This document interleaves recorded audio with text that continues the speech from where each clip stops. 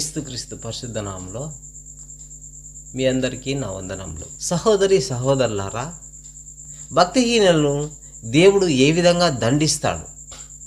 అందరూ అనుకోవచ్చు, కొందరు అనుకోవచ్చు, నేను మంచి భక్తిపరుణ్ణి, నాలో భక్తిహీనత లేదు. నేను మంచి ప్రార్థనాపరుణ్ణి, నాలో భక్తిహీనత లేదు అని అనుకుంటారు సహోదరుడా. అయితే నీలో భక్తి ఉందా, భక్తిహీనత ఉందా? దేవుడు నిన్ను భక్తిహీనులు చేయు క్రియలు ఎలా ఉంటాయి? భక్తిహీనులు వాళ్ళ తలంపుల్లో, వాళ్ళ మాటల్లో, వాళ్ళ చేతలు ఎలా ఉంటాయి అని చెప్పేసి భక్తిహీనులతో దేవుడు ఈ విధంగా సెలవిచ్చుతున్నాడు. మనము అయితే భక్తిహీనుడు అనుకుంటా అంట, ఇన్ని చేసినా కానీ నన్నెవరు అనేది, ఇన్ని చేసినా కానీ నన్నెవరు దండించేది, ఇన్ని పాపములు చేసినా కానీ నన్ను శిక్షించేది ఎవరు? నన్ను ఎవరు ఏమి చేయలేరు. నేను ఏ పాపము చేసినా, ఏ దోషము చేసినా, ఎలాంటి చెడు క్రియలు చేసినా, కపటములు కల్పించినా, వ్యర్థమైన మాటలు మాట్లాడినా, కీడు చేయవాలని నోరు తెరిచినా, దిద్దుబాటు నేను చేసుకోకపోయినా నన్ను దండించేది ఎవరు? నన్ను శిక్షించేది ఎవరు?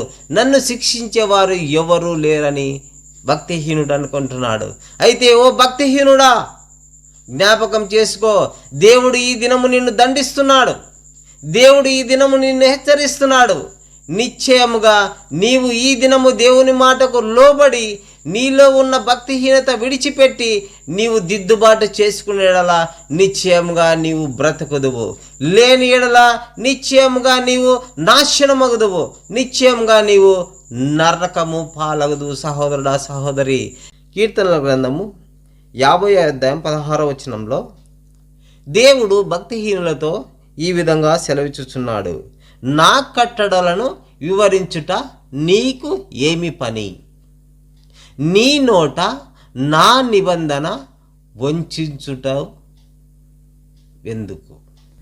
దేవుని నిబంధనను అతని నోట వంచిస్తాడు. దేవుని నిబంధన ఏమిటి? ధర్మశాస్త్ర గ్రంథము. ధర్మశాస్త్ర గ్రంథంలో ఏమేమి ఉన్నాయి? అబద్ధం ఆడవద్దు, దొంగతనం చేయవద్దు, నరహత్య చేయవద్దు, వ్యభిచారం చేయవద్దు అని దేవుడు వివరిస్తే ఈ మనుషుడు ఏం చేస్తాడు? ఇది పరిశుద్ధ గ్రంథమా? ఇది దేవుని గ్రంథమా? ఇవి దేవుని మాటలా? బైబిల్ గ్రంథము దేవుడే కాదు, బైబిల్ గ్రంథము దేవుని వాక్యమే కాదు, బైబిల్ గ్రంథము పరిశుద్ధ గ్రంథమే కాదు, ఇది ఒక పనికిరాని పుస్తకము, ఇందులో ఏమీ నీతి లేదు అని చెప్పేసి దేవుని ఆజ్ఞలను, దేవుని నిబంధనను వంచుతాడు భక్తిహీనుడు. వ్యర్థముగా తన నోటి నుంచి దేవుని మాటలు, దేవుని వాక్యమును తృణీకరించుతాడు. దేవుని వాక్యమును తనకిష్టం వచ్చినట్టు మాట్లాడేవాడు మొదట భక్తిహీనుడు. ఇది చేసే మొట్టమొదటి పని. రెండవ పని ఏం చేస్తాడు భక్తిహీనుడు అంటే, దిద్దుబాటు అతనికి అసహ్యము. ఏదైనా పాపం చేస్తే ఈ భక్తిహీనుడు దిద్దుకోడు. ఏదైనా చేయరాని తప్పులు చేస్తే దిద్దుకోవటం ఇతనికి అసహ్యము. ఇది దిద్దుబాటు చేసుకోకుండా దీనికి 4 ఇంకా జోడించుకోవడం ఇతనికి అలవాటు. ఇది భక్తిహీనుల్లో ఉండే రెండవ స్వభావం. మొదట దేవుని నిబంధనలు వంచుతారు, రెండవది చేసిన తప్పును దిద్దుకోవడము భక్తిహీనులకు అసహ్యమంట. దిద్దుకోవడమే అసహ్యము, చేసిన తప్పును ఒప్పుకోవడమే అసహ్యము. ఇది భక్తిహీనులకు రెండవది. మరి భక్తిహీనులకు మూడవది ఆలోచిస్తే, దేవుని మాటలను వెనుకకు త్రోసివేస్తాడు. ఎవరైనా సేవకుడు వచ్చి నీ తప్పులను నువ్వు దిద్దుకో, ఇది నీకు సరి అయిన క్రియ కాదు, నీవు చేయుచున్న పద్ధతి సరి అయినది కాదు అని అతడు నీతో చెప్పినప్పుడు నీవు అతని మాటలను వెనుకకు త్రోసివేస్తావు. ఎందుకంటే నీలో భక్తి లేదు, భక్తిహీనత ఉంది. కాబట్టి నీవు భక్తిహీనుడవే కాబట్టి నీవు దేవుని మాటలు వంచిస్తావు. దిద్దుబాటు నీకు అసహ్యము. నీవు దేవుని మాటలు వెనుకకు త్రోసివేస్తావని దేవుని వాక్యం సెలవిస్తూ ఉంది.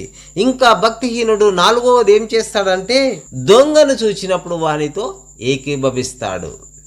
దొంగను చూసినప్పుడు అంటే ఎవరైనా దొంగతనం చేస్తే అతని దొంగతనములో నీకు భాగం కావాలంటావు. అతడు చేయరాని తప్పు చేస్తే అతన్ని గద్దించడం నీవు పోయి అతనితో ఏకీభవిస్తావని దేవుని వాక్యం సెలవిస్తూ ఉంది. అయితే భక్తిహీనులు చేయు మాటలు, ఇవి భక్తిహీనులు చేయు క్రియలు దేవుడు చెప్తున్నాడు. అయితే ఇంకోటి 5వది ఏం చేస్తాడంట, కీడు చేయవలనని కీడు మాట్లాడవలనని నీ నోరు తెరుచున్నావు. భక్తిహీనుడు ఏం చేస్తాడంట, కీడు చేయవలనని నీ నోరు తెరుస్తావు, కీడు మాట్లాడవలనని నీ నోరు తెరుస్తావు. తన పొరుగువానికి ఏ విధంగా కీడు చేయాలి, తన ఎదుటి వారికి ఏ విధంగా కీడు చేయాలి, తన సహోదరులకు ఎలా కీడు చేయాలి, తన సహోదరులకు ఎలా కీడు చేయాలని భక్తిహీనుడు తన హృదయములో ఆలోచిస్తాడంట. చూడు నా ప్రియ సహోదరుడా, సహోదరి, దేవుని వాక్యము నీవు భక్తిహీనుడవా భక్తుడువా, దేవుని యందు భయభక్తులు గలవాడవా, దేవుని యందు భయభక్తులు లేక జీవించుచున్నవాడవా అని చెప్పేసి నీవు జ్ఞాపకం చేసుకోవాలా. సహోదరుడా, నీవు భక్తిహీనుడు అయితే ఇవన్నీ నీలో ఉంటాయని దేవుడు చెప్తున్నాడు. ఇంకోటి 6వది ఏం చేస్తాడంట, నీవు కూర్చుండి నీ సహోదరుల మీద కొండెములు చెప్పుచున్నావు, నీ నాలుక కపటము, నీ సహోదరుని మీద సాడీలు చెప్తున్నావు, నీ సహోదరుని మీద అబద్ధపు మాటలు చెప్తున్నావు, నువ్వు లంచం తీసుకొని అబద్ధ సాక్ష్యములు చెప్పడానికి వెళ్తున్నావు. ఇలా నీవు జీవిస్తున్నావంటే, ఈ లోకంలో ఇలాంటి క్రియలు కలిగి నీవు జీవిస్తున్నావంటే నీవు నిజముగా భక్తిహీనుడవే. నీ తల్లి కుమారుల మీద అపనిందలు మోపుచున్నావు. ఏం చేస్తాడంట భక్తిహీనుడు, తన తల్లిని తన కుమారుడి మీద అపనింద చేస్తాడు. అపనింద అంటే తల్లి కుమారునితో అక్రమ సంబంధం కలిగి ఉంటుందని భక్తిహీనుడు మాట్లాడతాడంట. తల్లి కుమారుల మీదనే అపనిందలు మోపుతున్నాడంటే ఇతడు నిశ్చయంగా ఎలాంటి భక్తిహీనుడో మనము గ్రహించుకోవాలి. సహోదరుడా, సహోదరి, ఇట్టి పనులు చేయి వారందరూ భక్తిహీనులే. దిద్దుబాటు లేదు, దేవుని మాటలు వెనుకకు తోసివేస్తున్నావు, కీడు చేయవలనని నీ నోటితో పలుకుతూ ఉన్నావు. భక్తిహీనులతో దేవుణ్ణి మరచువారులారా ఆలోచించుకొనుడి, లేని ఎడల నేను మిమ్మును చీల్చివేయుదును, మిమ్మల్ని తప్పించి వాడెవడును లేకపోదును. నీవు చేసిన ఈ సంగతులు, నీవు చేసిన ఈ క్రియలు నిన్ను వరసగా ఉంచి నీ ఎదుట ఉంచి నిన్ను గద్దించెదను. నిన్ను తప్పించు వాడెవడును ఈ భూమి మీద లేకపోవును. దేవుణ్ణి మరచువారులారా ఆలోచించుకొనుడి, దిద్దుబాటు చేసుకొనండి ఓ భక్తిహీనుడా, ఆలోచించుకో. కపటము కల్పించు ఓ భక్తిహీనుడా, ఆలోచించుకో. వ్యర్థమైన మాటలు పలుకు ఓ భక్తిహీనుడా, ఆలోచించుకో. కీడు చేయవలనని నోరు తెరుచు భక్తిహీనుడా, ఆలోచించుకో. దొంగలతో ఏకీభవించు భక్తిహీనుడా, ఆలోచించుకో. నిశ్చయంగా ఈ దినము దేవుడు నిన్ను గద్దిస్తున్నాడు. నిశ్చయంగా దేవుడు ఈ దినము నీతో మాట్లాడుతున్నాడు. దిద్దుబాటు నీకు అసహ్యము కదా, నీవు దేవుని నిబంధనను వెనుకకు త్రోసివేస్తున్నావు. దేవుని మాటలను నీవు వెనుకకు త్రోసివేస్తున్నావు. సహోదరుడా, నిశ్చయంగా ఈ సంగతులు, నీవు చేసిన ప్రతి పాపపు క్రియ, నీవు చేసిన ప్రతి పాపము మాట, నీవు చేసిన ప్రతి పాపపు తలంపును నీకు ఎదురుగా ఉంచి నిన్ను ఒక దినము గద్దించబోతున్నాడు, ఒక దినము నిన్ను శిక్షించబోతున్నాడు. ఆ దినము నేను మిమ్మును చీల్చివేయుదును, నేను నిన్ను ఆరని అగ్నిలో వేసేదను, నిన్ను తప్పించువాడెవడును లేకపోవును.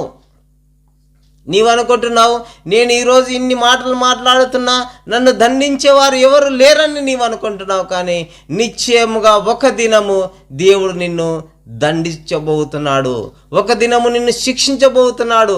ఆ దినము రాకముందే నీ తల్లి కుమారుల మీద నీవు అపనిందలు మోపుచున్నావు కాబట్టి నీకు ఖచ్చితంగా శిక్ష త్వరలో రాబోతుంది సహోదరుడా. నీవు నిశ్చయంగా ఈ దినము నీ పాపములు ఒప్పుకొని దిద్దుబాటు చేసుకునే ఎడల నిశ్చయంగా నీవు మారు మనసు పొందిన ఎడల రక్షింపబడదువు, లేని ఎడల నీవు శిక్షకు పాత్రవగుదువు. నీవు చేసిన ప్రతి సంగతి నీకు ఎదురుగా ఉంచి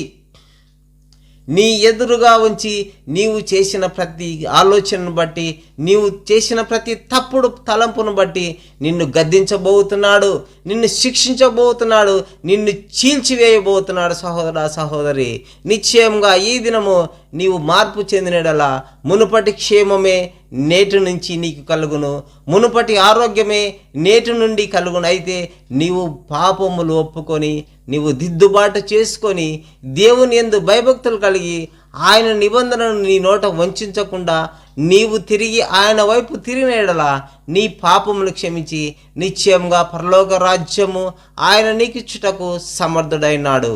నీ ప్రతి పాపమును, నీ ప్రతి దోషమును, ప్రతి చీకటి క్రియను నీవు ఒప్పుకునే ఎడల నిశ్చయంగా నీవు పరలోక రాజ్యానికి వారసుడవదు, లేదంటే నిత్యాగ్నికి నీవు దాసుడవగదు. నీవు ఏది కావాలో నీవు నిర్ణయించుకో.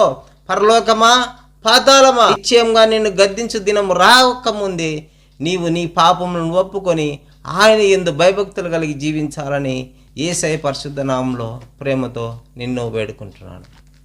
జీవాధిపతి యేసయ్య ప్రభా, నీ పాదముల కొట్లాడు నా తండ్రి. విత్తబడిన ప్రతి వాక్యం తండ్రి ప్రతి హృదయంలో ఫలింపజేయమని యేసయ్య అతి పరిశుద్ధ నామములో అడిగి వేడుకొని పొందిన నామ పరమ తండ్రి.